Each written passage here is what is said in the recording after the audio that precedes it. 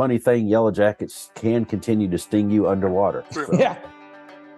Can I go again? Because all these guys gave these really esoteric, meaningful answers, but really, to cut through all of it, we do it because it looks cool.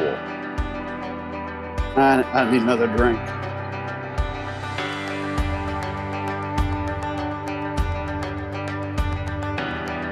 From high atop the world headquarters of Southeastern Fly, this is the Southeastern Fly podcast. Thanks for joining us for this episode. Share it with your friends and fishing partners. Subscribe or follow so you'll be the first to know when an episode drops. If you find value in the podcast and want to give back, please drop by the Southeastern Fly store and make a purchase. Before we go any further, let me clarify a few things. Don't let the title of the episode fool you. This is not a political podcast, and it is not about politics. We're here to learn and have a fun evening. This is a fly fishing podcast, and fly fishing brings us together. It doesn't divide. So please just sit back and enjoy the conversation. I guarantee you'll learn something from this one. What's the premise behind this episode? Most of our listening audience has taken a friend fly fishing. Some of your friends are novices and some of your friends are seasoned anglers. If they're good friends, you take them to your favorite body of water. We wanted to make this episode about that experience, but we wanted to add a twist to it. Since all of us enjoy history, we landed on taking a dead president fly fishing. So who is we? Who are our guests today? You have heard me talk about them a time or two. This group has been getting together on a monthly basis for over 12 years. We fish together sometimes, not often, but sometimes. We tie flies together. We tell lies together. We come from different backgrounds and are of various ages. We went to different schools together. We all like fly fishing. It's the main ingredient that keeps this concoction we call the Liars and Tyers in check. Who's the first liar and tyer? He's the patriarch of this loose-knit group of liars and tyers. He has many identities and is referred to often as Jim, Reverend, Preacher, CP2R, or Chief Pretends to Row, the Rastafarian Irishman. He's the most complex man in fly fishing. We all know him simply as Anthony. Anthony, welcome to the podcast. Hey, thank you, David, and I really appreciate being invited to the top of the international headquarters for Southeastern Fly. Is that the Rockies that I see to the west of here? It's the Smokies, and they're to the east. It's the Smokies, they're to the east. Okay. All right, I'm going to have to turn my hat around then. Okay, yes, you need to do something. Oh, so what are you drinking tonight, Anthony? Well, it's 8 o'clock here, so it's past my bedtime. So I'm drinking chamomile tea with a little bit of honey in it. Okay. And which dead president are you fishing with? Grover Cleveland. Cleveland. He's dead, and he was a president. So yes. Well, it's a pretty easy pick. Yeah. What number president is he? Do you know? Well, interestingly enough, he has two numbers. He has Okay. Number 22 and number 24. So glad you asked that little bit of trivia question there. Well, yes, you get an A on that one. Thank you so much. Is that why you picked him? Because he had two numbers? Yeah, no, yeah. And I made them both up, but no, that may be close to right. No, I picked him because he's a portly man, or was a portly man. He's probably not now, but and he was a fly fisherman. So yeah. Okay. With all the guidance that you gave us, that's the best I could come up with. Well, Anthony, we're going to move on. And next up to the table, he's a original liar and tyer. He fishes more around the U.S. than anywhere else except off his back porch. He fishes with the wrong hand and ties flies that way, too. He's often referred to as B Money, but we call him Barry. Barry, welcome to the podcast. Thank you, David. Appreciate the invite. Yeah, man. So what's your favorite drink of the evening anyway? I know this was a tough decision. Yeah, it was. I have settled on some Knob Creek 15-year single barrel whiskey. Okay. And it is delicious. On the on the rocks, or is it straight? Yes. Got a little bit on the rocks. A little bit on the rocks. All right. Which dead president you taking fishing? I chose our 34th president, Dwight Ike Eisenhower. Ike. You remember the Happy Days episode where Fonzie was campaigning for Ike and Richie was campaigning for the other one? Do you remember that episode? I like Ike to campaign. I like Ike. My bike likes Ike. That was a campaign. Yes, classic. So why'd you pick Ike? Actually, I also went with an experienced, fly fisherman in Ike. He's really interesting. Number one, I enjoy the history, so I picked him because of his history as a 5-star general involvement. I guess he was a tank commander in World War One. Obviously, his commander in World War II, a general in World War II. But he was an avid fly fisherman. After the war, he had a second home in Colorado. Just loved fishing in Colorado. And I think what caught my eye is he was in a little hot water with the Colorado Wildlife Resource Agency because he would take over his limit of trout. And he got in a little hot water after that. But he's a really interesting guy. And there's a video, if you guys could look it up, when he was deciding to run for president, his running mate was Richard Nixon. And they were having a little strategy campaign in Colorado. And there's film of Ike out there trying to teach Richard Nixon how to fly fish. And he had nothing to do with it. He was just out there just wailing away. And it ends up just, it's classic. I mean, and just the look on his face. And apparently, and there's also reports that he kept hooking himself and just kind of threw the fly rod down and just stomped off. So he had, during his 2 terms of presidency for over 8 years, he had 40 fly fishing excursions during that time as president. So he understood the importance of maybe getting away from the Oval Office. Well, then you picked a good one. Then another, again, more experienced person. That's a good one. All right. So moving around the Zoom room, this guy's a watercolor artist, a former college quarterback, guitar player, and singer. He's the one we all love to hate because he's got so much talent. This is his 5th appearance on the Southeastern Fly podcast. He has terrible taste in friends. Dan Charlie, welcome back to the podcast. Thank you, David. Good to be back. Yeah, good to have you back. So what's your drink of choice this evening? I'm drinking a pumpkin ale from Schlafly, I think out of St. Louis. Oh. I don't know if I'm pronouncing that right, but it ends in FLY, which seemed appropriate for our discussion today. Oh, look at it's a great beer if you're into pumpkin stuff. Okay. Well, this is the pumpkin time of the year. Or is it? Yeah, it is the season, isn't it? Not much longer, though. So which dead president are you taking fly fishing? I'm thinking I'm going to stick with my original choice. I was going back and forth and almost chose Teddy Roosevelt because Teddy was a big outdoorsman and conservationist. But I've read enough about President Roosevelt that I understand he would probably talk your head off your shoulders, and I don't know if I want to put up with that all day. so I'll go with my original choice, which is a little weird too, because I was alive when this president was alive too. So it's a little different, but I'm going to put myself back in time and would go fishing with him when he was alive. But that would be George H.W. Bush, our 41st president. And he's a member of the International Fishing Hall of Fame. So is he really? Bass Fishing Hall of Fame as well. So big angler, and I don't know if he ever fly fished or not, but he loves fishing. So seems like a good guy to go fishing with. All right. Good for you. All right. Moving right along. This is going easier than I thought it was going to go. And y'all have done some research, more than I've done. So I'm just going to be learning along with the audience, I think. So finally, this guy is last, but only because his name starts with G. We've been friends for over 20 years. He spends more and more time camping and fishing around many states in the U.S. Every year, it seems like he's gone more and more. He is our resident fly rod maker and fly rod maker teacher. He coined the phrase, or this is where he was the first one I heard it from. He coined the phrase, "Life is short, eat dessert first," which is a mantra to live by. He's known by many as Yoda because he can fix anything and knows many things. Gary Woods, welcome to the podcast. Thank you. Thanks for having me, Dave. What's your drink of choice tonight? I can't fix what that noise is. But no, you can't. It can't be fixed. Oh, I'm having a little Pilar rum with about 4 parts rum and about 1 part Coke. So rum and Coke. And you said no ice? No, there's a little ice in here. I was kidding about the percentages. Oh, okay. I'm sure you were. Yeah, sure. There's no Coke. Yeah, there's no Coke. Yeah, exactly. Yeah, 0 Coke. No, it's rum and Coke traditionally. That drink, the rum, it tastes like it's butter infused. Speaking I'm of sure infused, it is butter infused. It's got to be, man. It's the best. It sure smells ever. good. Yes. Yeah.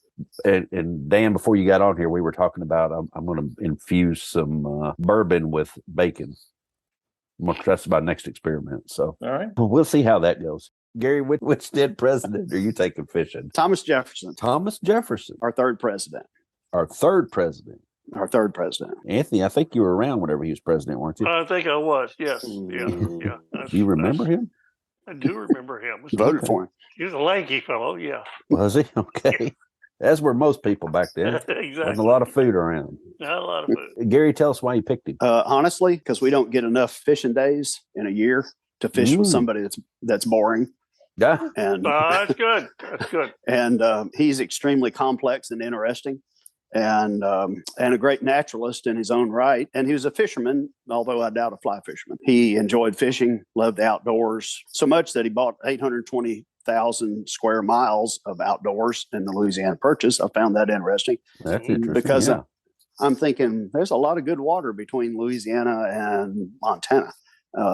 So I found that interesting. His nemesis was Hamilton. Washington somehow got the two of them together in a fishing trip, and history doesn't tell us what ensued. So I assume they left politics behind and just fished. There was no duel at the end of it.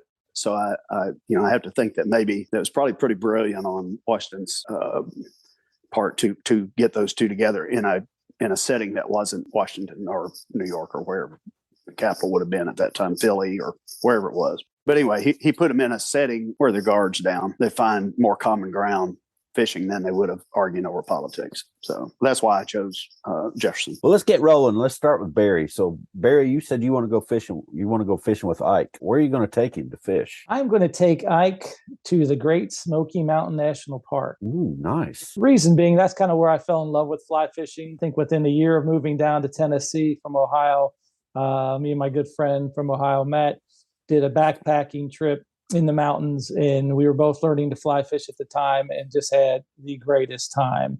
And I've been back many times since then. Just the scenery is gorgeous.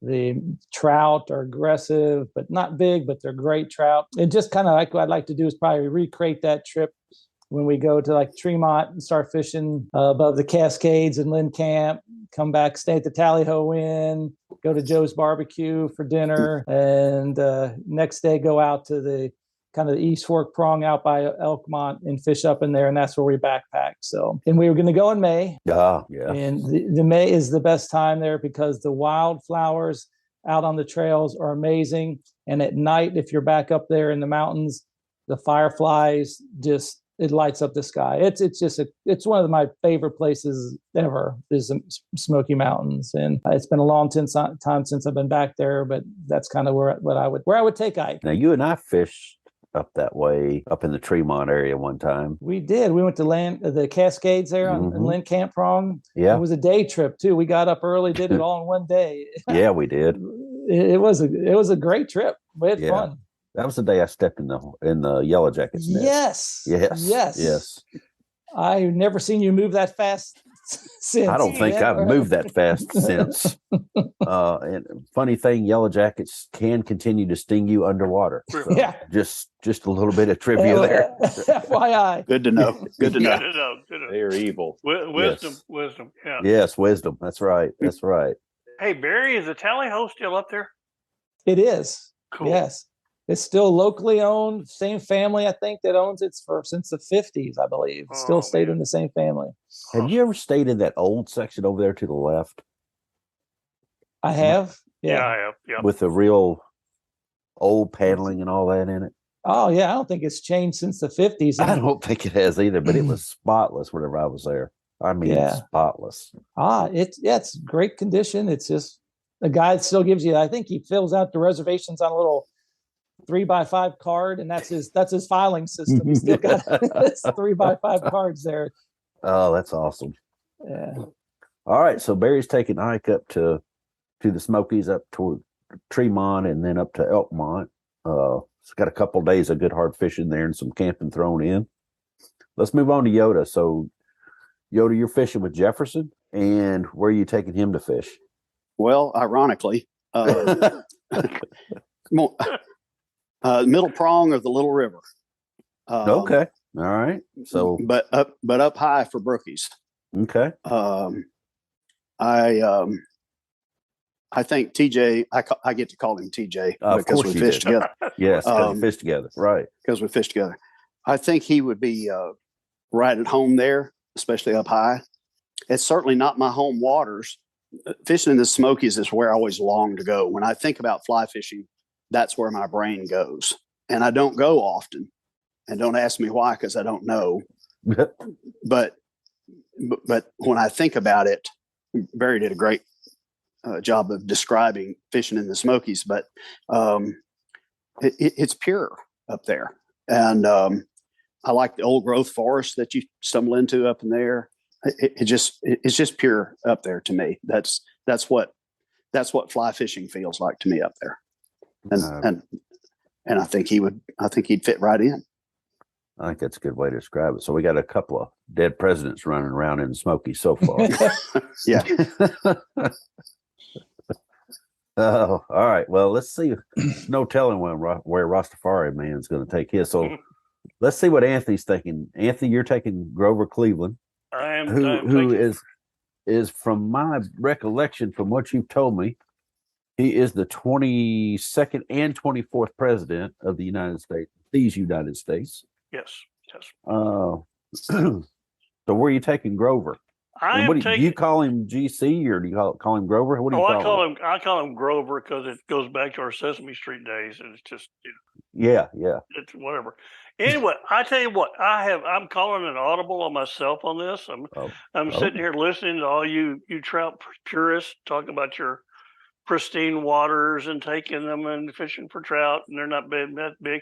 I'm taking Grover because he seems like a people kind of guy. Just a little I've studied about him, and portly gentleman, and just bad attitude about a lot of things. He's just kind of my kind of guy. Yeah, he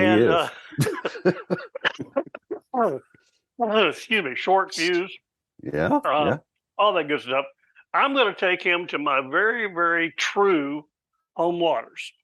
I'm going to take him to Richland Creek, which is a warm water creek south of Cornersville, Tennessee, between Cornersville, Tennessee, and Pulaski, Tennessee. It's bordered by dairy farms and beef cattle and snakes and all sorts of stuff. It's definitely warm water. You're going to catch red eye and bluegill, and if you're lucky, a bass, and just all sorts of stuff. What a lot of people call trash fish, but it's where I started fly fishing with my Western Auto fly rod. We're going to fish popping bugs, and we're going to catch a bunch of fish and just have a good old time and try to avoid the cow piles. And the snakes. Yeah, definitely want to avoid the snakes. So is that where you're from?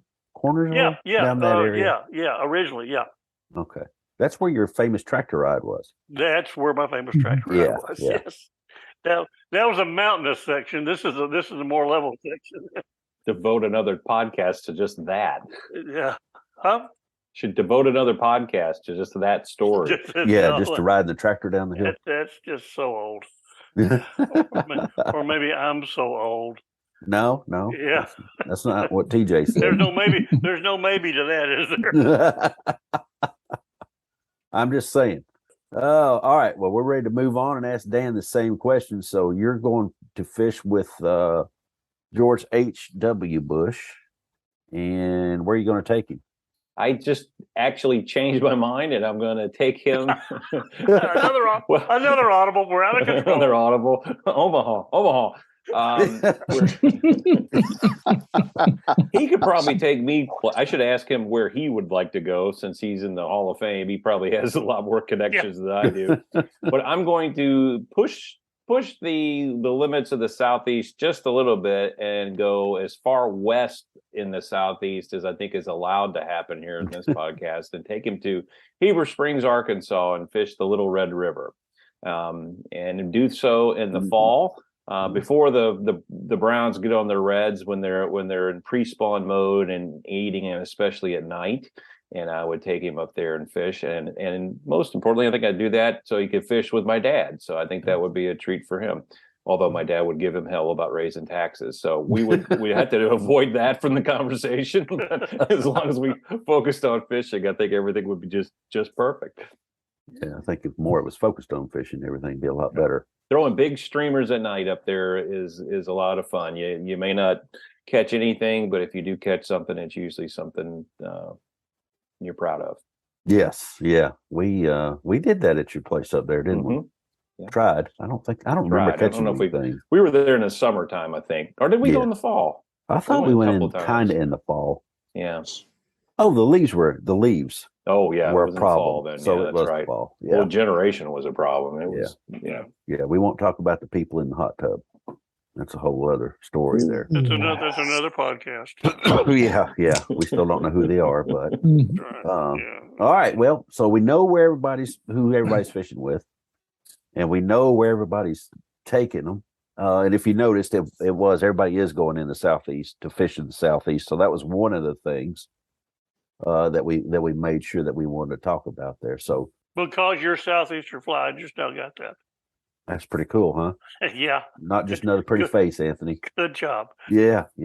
Our audience, for the most part, comes to this podcast, A, to laugh at me probably, but B, to learn tips and techniques from folks. Let's move on into our tips and techniques portion of the program. And this is where we want to talk about flies and fly types and rods and tips and tricks and presentations and that sort of thing, not necessarily in any order. We want to talk about those things so that we can get a little bit more information out to the folks that take the time and have made it this far into the podcast. They probably deserve a medal, but instead of a medal, we're going to give them some tips and tricks. And Yoda, let's start with you fishing with Jefferson. It seems like it'd be fun to fish with him, number one, but what type of fly fishing are you going to introduce him to up in the Smokies? We're going to go high above 2,500 or 3,000 feet where rookies stand a chance. It would be dry fly fishing if it's successful. If it's not, we'll go to beadhead pheasant tails, but in a heartbeat. But dry fly fishing, I'm going to build my president. I'm going to build him a fly rod because I can, and I'm going to build him a 2-weight, 7.5 foot, 7.6 foot glass, of course, rod. Present it to him. Because evidently the only way I'll ever get to build a fly rod for a president is in this fantasy league. So I'm a simple fisherman that y'all all will attest to. There's nothing fancy about me. This would be simple. Adams, midges, 1420, 1820, until they get so small I can't see to tie them on anymore. And which is still pretty big. Getting worse. Yeah. Yeah, so still pretty big. They brookies will take a bigger fly. I've only been up there and fished for them a couple times. You're fishing under a canopy most of the time where they're at. You're a canopy of trees or rhododendron or mountain laurel or something, and the presentation is everything. But with them, they're shy. They're shy little boogers.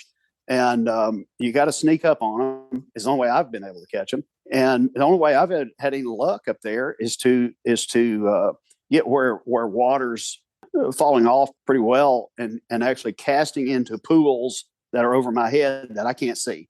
And as crazy as that sounds, because by the time you climb up to it, you've announced to every brook trout in the area that you're there. That's the only way I've ever caught them, was to flip into a pool that I literally couldn't see. You kind of know where it's at. That would be my help for him. Would be stealth, light, short rod, simple flies. Well, and probably, depending on time of year, probably some ants up there too. That's pretty much what I would be presenting him with. Would be to sneak up on them. And so, do you think that stealth is the number one thing that you would try to get through his mind? Absolutely. Well, yes, absolutely. That holds true for all kinds of fish, but they're used to being in a stream that they're pretty well left alone by everything, because most people don't hike up into the mountains that far. So they're not used to people's presence or presence of much of anything. So yeah, It's challenging, or it has been for me. Oh, I totally agree. You're going to lose a lot of flies, or I lose a lot of flies because you got fly hungry trees that are all too willing Yes. to devour yours. And by the time you shake it out of the tree, then that pool's shot. And so, yeah, stealth is, for me, stealth is everything with brookies. All right, Anthony, Rastafarian man. Yes. Grover Yes. Cleveland, he's already known as a fly angler, right? You're right.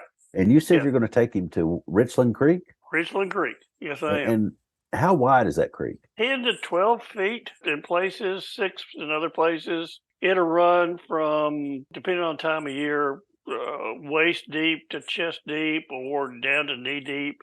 It's just it's a typical Tennessee creek and it runs through the farmland. Nothing fancy about it. Cleveland's like from New Jersey, so he's kind of a northeast kind of guy and got the babbling brooks and all that stuff, which is wonderful. I've fished some up in the New York State area, New Hampshire, up in through there, and it's gorgeous water. It's tremendous. Not saying anything against it at all. I just doubt that he's come across water like what I'm talking about. Mm-hmm. When I started fly fishing, many years, over 50 years ago, I had to go 10 miles to the closest Western Auto to buy the one fly rod that they had, and they didn't really know what they had, and they were happy to sell it to me because they'd had it in stock for like 4 years. I'd read Outdoor Life, Field and Stream, and that's how I learned to fly fish. So I got some line, and I guess I used a leader. May have just done it straight to the fly line. I don't know. Didn't even teach me. But we'd fish, or I'd fish popping bugs mostly, or woolly boogers, and it's just kind of guerrilla fly fishing. You get out in the water and you slap some popping bugs around there, and by golly, these little bluegill attack it with a passion and hit it and run like crazy, and it's just fun. I've done the tactical fishing and fishing for brookies and I've got a lot of different experiences, but just kind of go back to that. It's like it was just fun. So we start there. That's what it's supposed to be. Yeah, you don't overthink. You just get out there and whack away and catch some fish and smile at them. They smile at you, you throw them back, and start all over again. So I wonder how many people out there listening or in general that fly fish started for the most part by catching bluegill in a little creek or in a lake or a pond or something like that. Or soon after they started fishing, they learned that, hey, I can get more strikes over here. Yeah.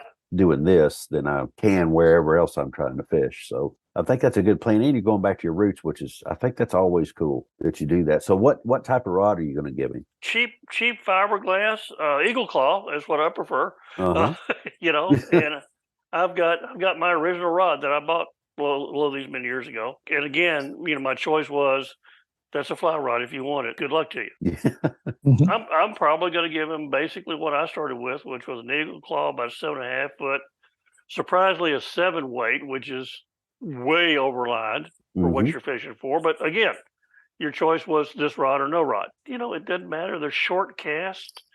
You're casting mostly the line and the popping bug, and maybe 5 feet of actual fly line after that. And it's not technical. It's just fishing. And it's low gradient streams probably down in that area, right? It's not yeah.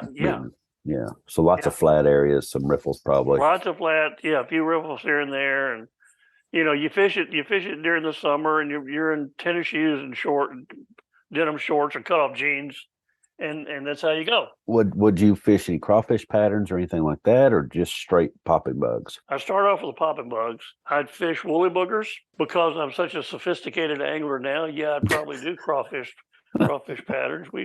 We'd never heard of such a thing.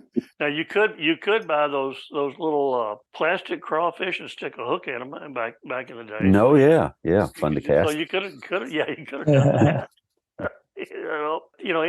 Any kind of woolly booger, something that looks big and not too dangerous. And same thing with the popping bug, white, black, and green. About a number 10 hook, woolly booger, same size, black or green, or black or olive. I didn't know what a zoo cougar was back then, but a zoo cougar worked pretty good. Just some little simple streamers like that. Yeah, we all know zoo cougars don't work. Yeah, they don't. They would there. I think I think any time that I'm on a warm water stream, I think I just get there and think I should be fishing poppers. Yeah. Yeah. Really do. And I don't know if it matters what time of year I go. I always have to try one or two for a while, if nothing else. You know, I might get on a streamer. Eventually, I'm going to move my way over to a popping bug and just try it and keep trying it for probably too long. But every once in a while. That's what I'm doing now. I'm trying to convert over to warm water lake fishing. And even with that, I'll start out with a popping bug, and it's February. And I'm like, what are you doing? Yeah. But that's a go-to start. A popper with a dropper is a good call too. So you know, brim killer off of a popper or a small streamer. It works some magic. It does, doesn't it? Tons of fun. Come up and look at the bottom fly and end up eating the top fly, or vice versa. It doesn't matter. You got two shots at them. So I think it's interesting. You're going back to your roots and taking somebody with you and enjoying where you started. And I don't have my first fly rod. I pulled it up in the anchor rope one day and crushed the tip of it. Oh, yeah. But I do think it's cool that you have that fiberglass rod. Yeah. Well, if you recall, that fiberglass rod caught a very nice bass. That's what I was going to say. We all know. Yes. I don't remember that. Bass. Tell us that story. Lakes. No, please, no. Don't make it. Don't ask that. It was a dark and stormy night. Yeah.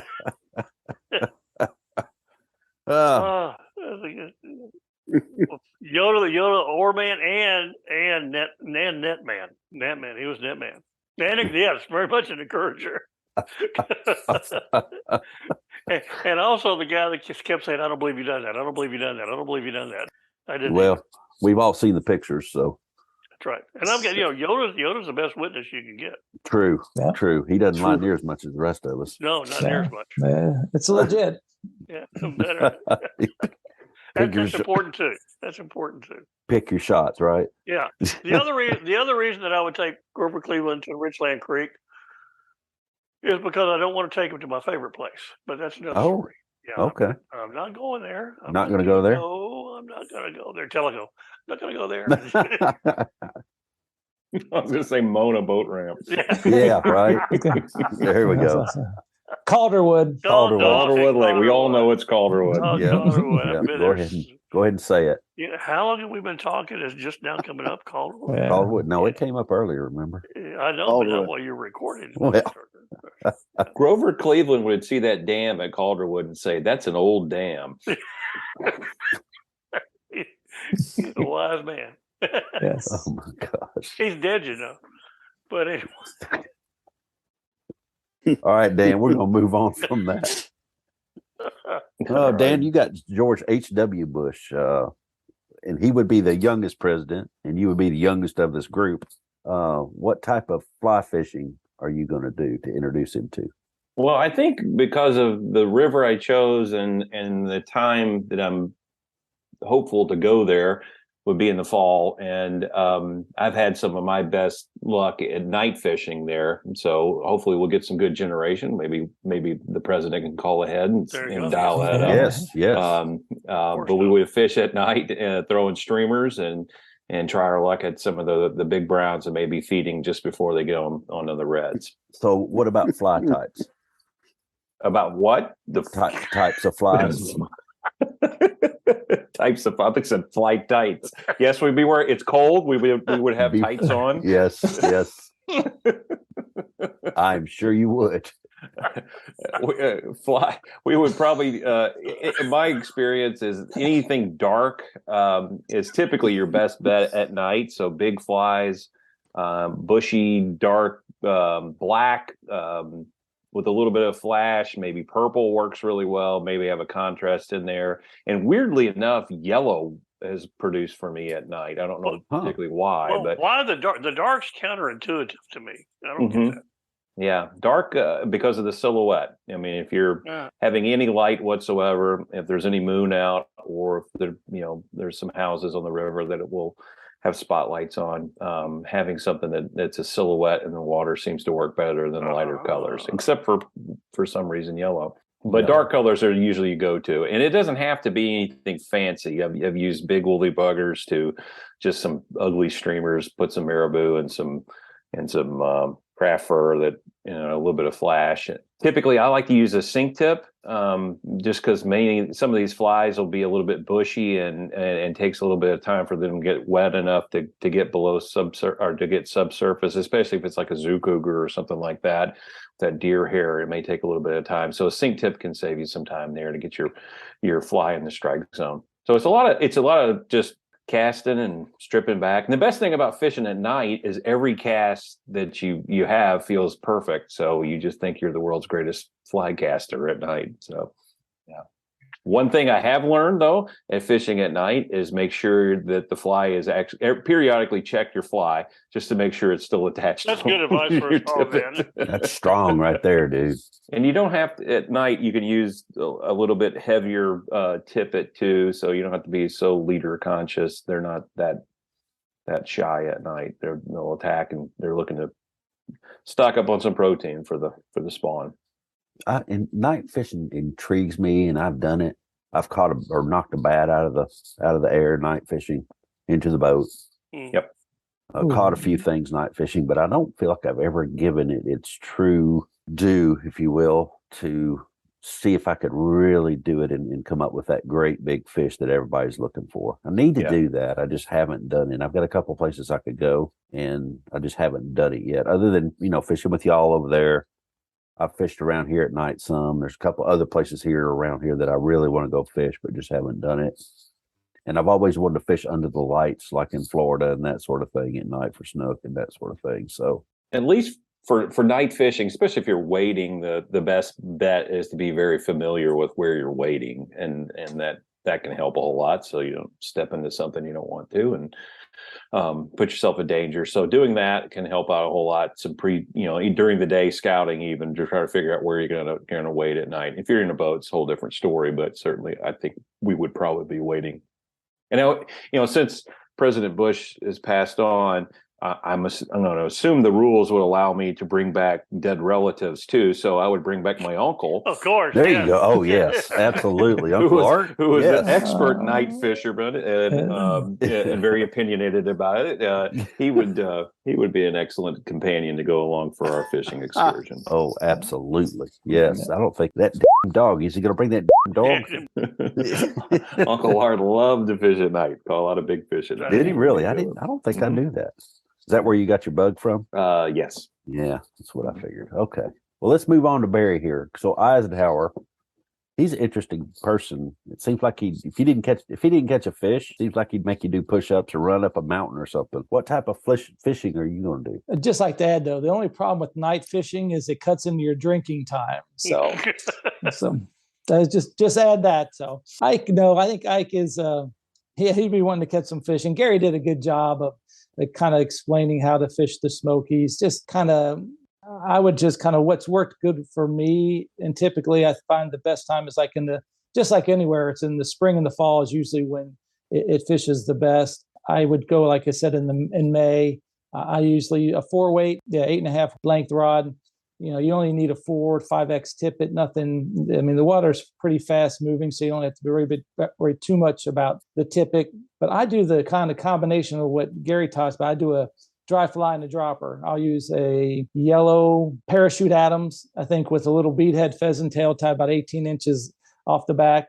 And that way you got your nymph and the lower water covered, and you also got the top covered with the dry fly. So if they start hitting the dry fly, then I'll just cut off the beadhead pheasant tail and just fish the dry, because that's the most fun. And you're using a 4X tippet? 5X usually is what I'll 5X? Use. Yeah. Okay. Yeah, 5X. Some people use longer length rods because it's easier to high stick.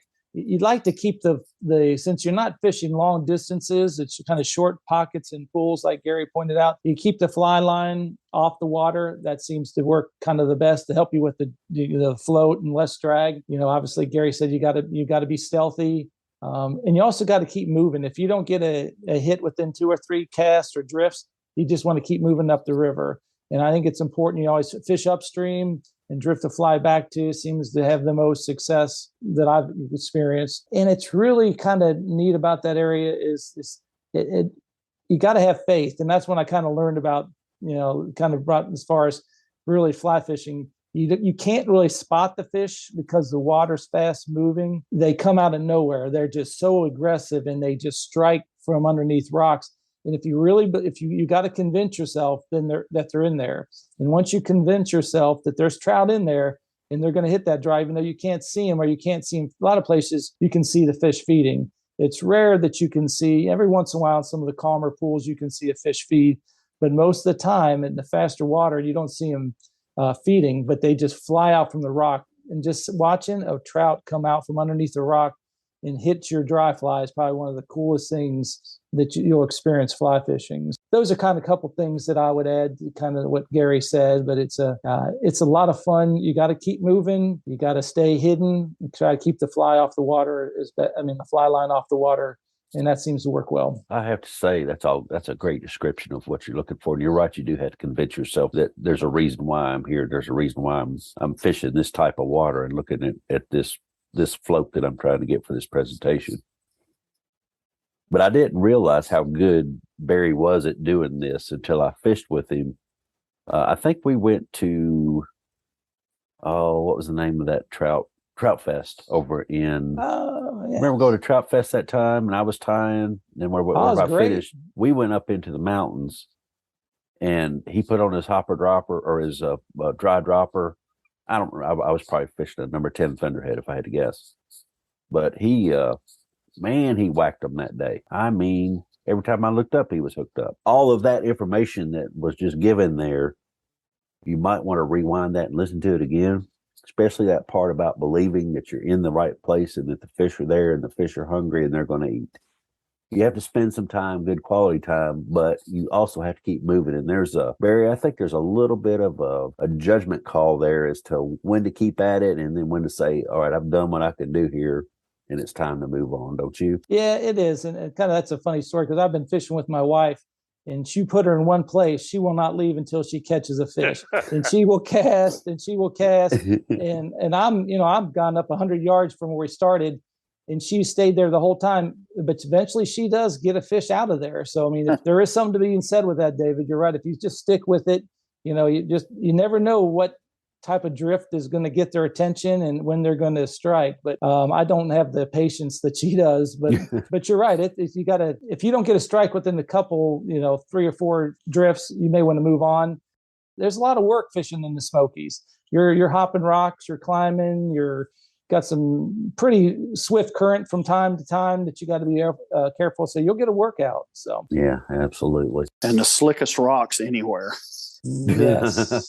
You best be careful up there. That's pick your landing site carefully because you're probably going to use it. I want to back up just a second before we go into this last question. Some good information there just kind of like spilled out and almost nonchalantly it could have passed you by. Go back and listen, and there's some really good points in there that each one of these guys made. Even if you're not going to Richland Creek or you're 10,000 miles from the Smokies, still there's some good information there. And there's a lot of things about water here that probably transfer up to Canada or out to the Rockies or into New Zealand and into those areas. So it's just, there's a lot of good little nuggets.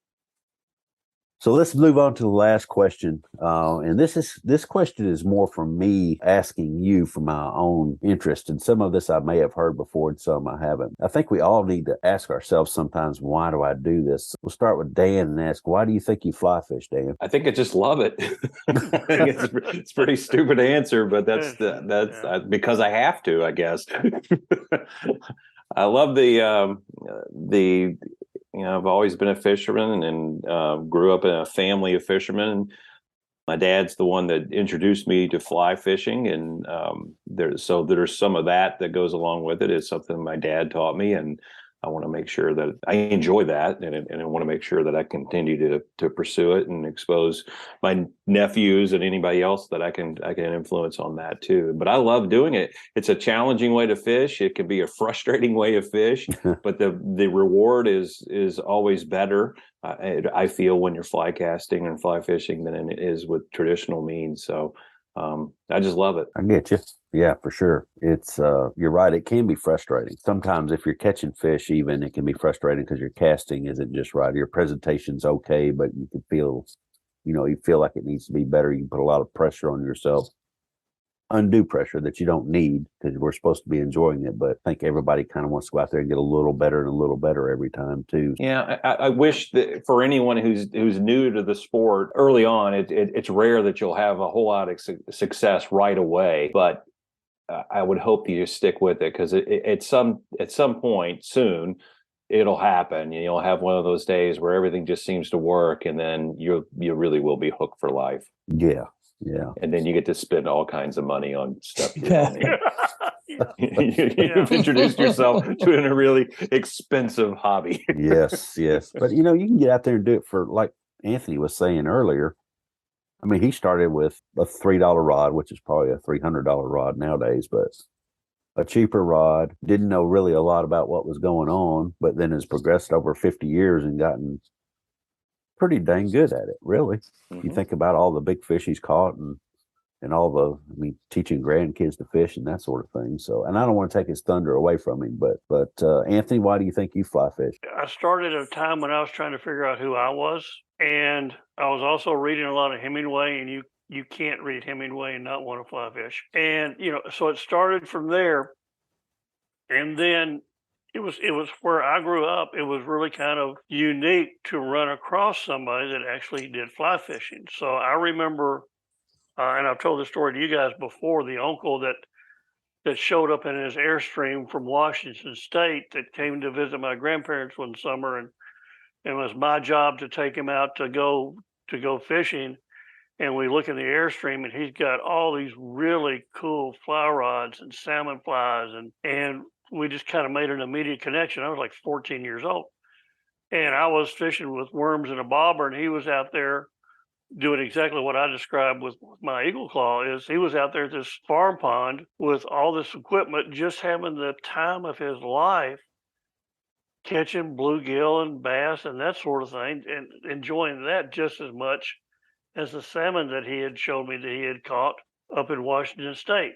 And it's just, fly fishermen are kind of a different breed, and it's about more than just catching the fish. I've fished in, I don't know, 17, 18 states now, from Alaska down to Florida and a bunch of places in between. I have seen some of the most beautiful country in this country because of fly fishing and going to these places and getting deep into them and just experiencing them. And it's been a huge part of my life, and hopefully will be for many years to come. So it's about more than the fish. It just is. And then you wrap it up, and there are shut up. You guys are some of the best friends I've ever had. And now I get really mushy, and I think it's been more than 12 years. But you are my go-to guys. And our connection is a $15 rod and a popping bug, and take it from there. And we've had great trips together and great times together, and been through some stuff with each other. And that's a $5 answer to a $2 question, because I can't give less than a $5 answer on this. It's who I am. We've solved a lot of the world's problems together. We have, if people would only listen. Barry, why do you think you fly fish? My father really never fished, and I never really fished that much as a child growing up. But I think how I got started in fly fishing is really my wife. Thankfully, she bought me, and John Garrick, she bought me a book. I think she must have read an article about him before, whatever. I don't know how she found out this book, but she, for like Christmas one year, she gave me John Garrick's The Sex, Death, and Fly Fishing. And I read that book, and this guy is just an amazing, I'm sure most of your audience has read some of his books. I mean, they're just, every one of them is just great. His essays are wonderful. And I read that and I said, this is what I need to do. I mean, it's just appealing to you. And I did. This is something I want to do. And I think, like kind of what Anthony said, I just got a cheap little LL Bean fly rod and went out and fished these ponds out in Columbus, Ohio, and catch bluegill. But I think fly fishing, it just, once it gets in your blood, it's awesome. It's active. You're always doing something. You're thinking about your fly you're going to choose. You're thinking about your drift. You're thinking about your cast. It is so absorbing that when you're fishing, you don't think about anything else, which is great. You don't know stress, no nothing. you're just thinking about how can I catch this fish, and how can I enjoy these surroundings. It's an awesome sport, hobby, whatever you call it. It's great. Yeah, is it a sport? Is it a hobby? Is it a pastime? What exactly is it? It's like I said, it's a passion. It's an addiction. Yeah. It's a curse. It's an addiction. Yeah. So true. It's easy to get addicted to all the different little nuances within it, but you do get a lot more out of it than just I caught a fish. That's for sure. And I spent a day in the boat the other day with a guy that I've known for about, I guess, 2 years. And we just had the best time. I mean, he caught his fair share of fish, and I rode him around and tried to put him on the best fish I could. But every fish was fun, but the conversation was fantastic, and getting to know him was fantastic. So it's more than, like you say, it's more than just the fish. Let's move on and see what Yoda's got to say. Yoda, why do you think you fly fish? When I first thought about this, I was preparing for this, and I thought of a bunch of blah, blah, blah platitudes, I guess. Which is what I did. And no, believe me, all of y'all, everything everybody has said really describes for all of us. But I was standing at the counter and mentioned to my bride, my wife, about this question, and I was telling her what I had on my mind. She reminded me of what she's heard me say many, many times, which is I feel closer to my creator standing in a mountain stream than anywhere else. Yep. That being said, I've gotten to take grandkids. I've gotten to take my wife fishing, fly fishing, although she's not a huge fan. She thinks getting in waders is a lot of work. Well, it really kind of is. It really kind of is. Yeah. It took me an hour and a half today, but I've gotten to take grandkids fishing in Colorado. I've taken took my son-in-law fly fishing before. He dabbles a little bit. Take him before he married my daughter to make sure that it was okay. Yeah. And did he pass the test or not? That he's been around for about 25, 24 years now, so I guess so. Yeah, I guess he did pass the test, didn't he? Yeah. There's a neat thing that ties family and friends together.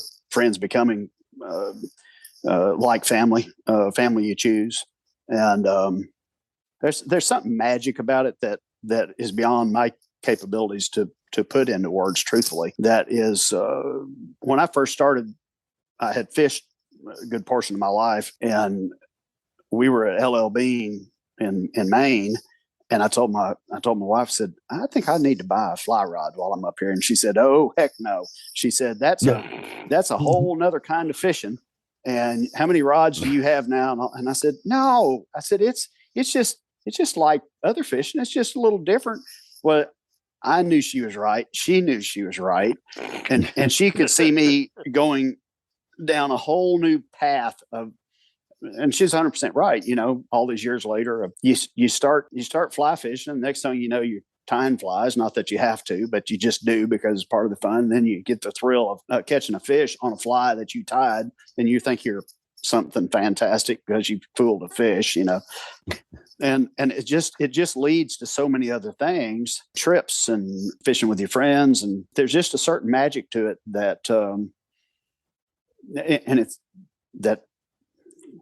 it's just magic, and that's it. Can I go again? Because all these guys gave these really esoteric, meaningful answers, but really, to cut through all of it, we do it because it looks cool. Yes. I haven't thought of that. That's right. Yeah. You can't do this. Yeah. I can't do it well, but you don't know that. Yeah. You don't know what you're looking at. All those reasons and more. Did we lose Gary? Right. I think we lost him. I made him mad. I should have made that comment. Yeah. He was going to say that same thing, and Well, you said it instead. All right, well, let's wrap up this episode. Thanks for coming out. By the way, this is episode number 50. I wanted to do something a little different. Every once in a while, I'd like to throw in something that I like, that I'm close to anyway. But for the audience, share this episode with your friends and your fishing partners. Subscribe or follow so you'll be the first to know when an episode drops. If you find value in this podcast and want to give back, please drop by the Southeastern Fly store and make a purchase. You just listened to episode number 50, the Liars and Tyers, Dead Presidents of Southeastern Fly. See you next time.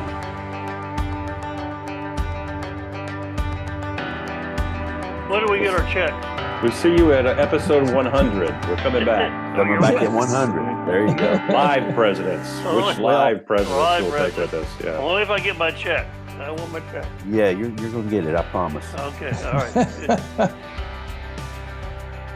He hasn't texted. Well, it's nice that he got to have somebody yelling his head all day, though.